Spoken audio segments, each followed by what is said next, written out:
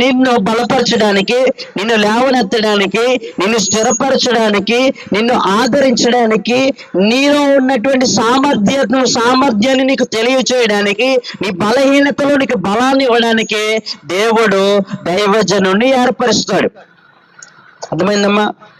మీలో ఎవరైనా కానీ, అయ్యా మీరు మా గ్రామం రావాలి, మా గ్రామంలో మాకంటూ ఒక మందిరాన్ని కట్టి మమ్మలను దేవునిలో ఆత్మీయతలు ఎదిగించండి అని చెప్పి నన్ను ఎవరైనా ఆహ్వానించిన వారు ఉన్నారు ఇక్కడ?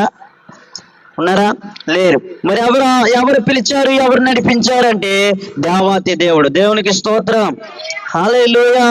ఎందుకు నీ అతను నడిపించారు అని ఆలోచన చేస్తే నిన్ను బలపరచడానికే, నీకు క్షేమాన్ని ఇవ్వడానికి, నీకు ఆరోగ్యాన్ని ఇవ్వడానికి, నీకు దేవుని కృపను పరిచయం చేయడానికి, నీకు రక్షణ మార్గాన్ని కనపరచడానికి, నీవు పడిన స్థితిలో లేవనెత్తడానికి, కృంగిన సమయంలో ఆదరించడానికి, నలిగిన హృదయాలను